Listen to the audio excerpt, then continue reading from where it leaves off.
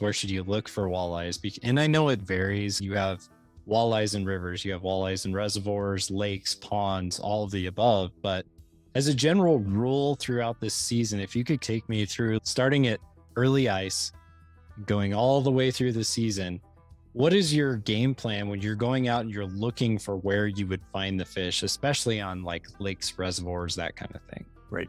What I could say to that is, number one, that if we wanted to start in spring, and a fellow by the name of Don Lamont years ago used to say, find the warmest water, Tim. And I used to fish with it and around.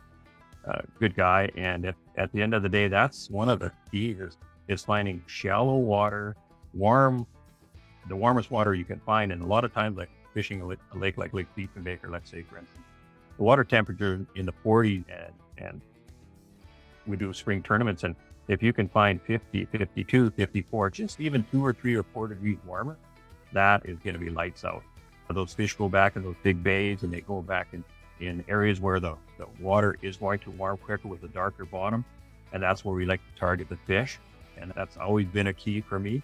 Now, they don't stay there long a lot of time, but when you're looking into springtime, it's find the warmest water. Even if it could be right where you launch your boat in a back marina, you'd be surprised what would be in those spots. But that's number one. Look for the warmest water that you can possibly find in the spring.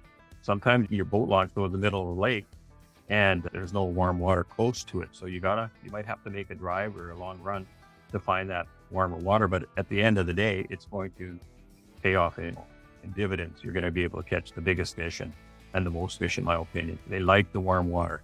And that pretty much holds true with the majority of species that I chase. So that'd be number one. And then, of course, you're looking for walleye. You're looking for any sort of structural difference. If there's rock and rubble and maybe some fresh weeds that have come up, little points, nooks and crannies where they'll push the bait again. So they're going to feed, but they're spawning and they're getting off that phase. But they're looking for something a little bit different. And man, this spring we were catching fish in 3 and 4 feet of water, where shore fishermen could have just held their line out 2 feet from the shoreline and caught these fish.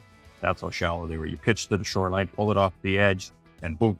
And those fish will be in anywhere from 1.5 to 4 feet of water all the time. And then as it warms and starts to get to the point where it's in the 80s and 90s, which I've also caught fish in that shallow stuff in those hot temperatures. But when they hit around that 80-degree mark, it's probably boiled right out of there. But there'll be a few fish around. We start to then drop into the secondary drop-offs and then you're 10, 12, 14, 18. And then they start moving really fast. I fished in the States before PWP years back. And they'd be in back bays, and within 2 days, 3 days, where'd they go? And 10 miles down the lake on reefs. They're a crazy creature.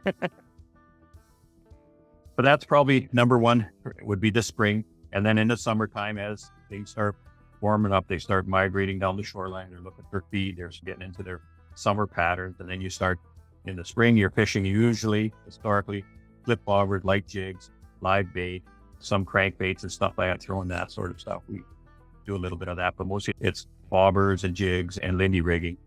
And then as the summer starts to wear on, you're looking for deeper water, not necessarily real deep water, but deeper than that shallow stuff, which is usually weed choked in that. And then we go into the secondary, you're 10 to 20. And then it's amazing how deep they will go. I don't like targeting fish that deep. Rarely will you ever see me in 30 feet plus. It's just, unless I drifted out there by accident, I like to target them because a lot of the fish stay in that shallower water and along the shorelines. They come up and feed at certain times of the day anyway. Targeting too deep can be harmful to them as well.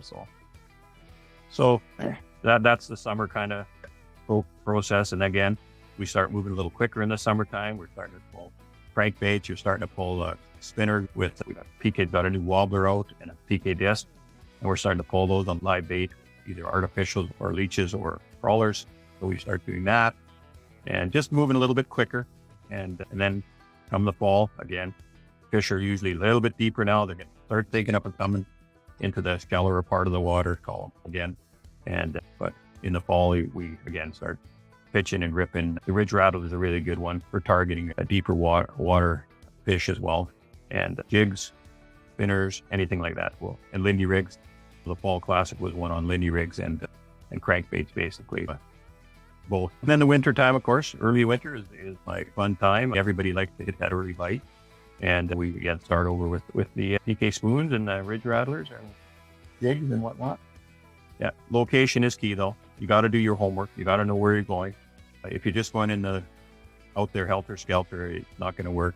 Do a little bit of homework. Contact your tackle shops, and I guarantee if they give you any tips at all, it's probably there's going to be a crowd of guys around, and just stay off the edge of them. I like to fish away back from them. We fished over the years and just on the edge of where everybody else seems to be can be critical because those fish do get pushed off, and then you can reap the benefits from that because they like the big fish are smart. They don't get big for being caught every day. They know what they're doing. So that kind of in a nutshell is what you can do. But again, to catch those quality big fish, you got to have the body of water to catch them. Doesn't matter what, like swimming in different lakes, big lakes, small lakes, medium lakes. I've got some monster fish in sloughs, basically. Anyway, how did that fish get that big? Because nobody targeted them, nobody caught them. They can be there, but we got Diefenbaker, Last Mountain Lake, Niphorn, river system. We got some great rivers too. And they get big because nobody's out there. A lot of places where you're from, there's a lot of people and they get caught pretty regular and taken home and eaten, most of them. So that's why I'm lucky enough to be in a province like this that I can target big fish, because that's one of the key is finding the body of water that holds those big. You can go out to a little reservoir and biggest fish in it is, I fish on one of the systems there quite often because they have a cabin there. And if we get a 4-pound fish, we're lucky. But in the same breath, we get numbers. You just won't get big. They just do not grow. You need the forage, you need the temperature, everything's got to be perfect to get those big monsters. Yeah, I was going to ask you about that as far as when you're out there and you're trying to catch something to eat. Mm-hmm. What are you typically looking for as far as a keeper walleye versus something you're going to put back? Yeah.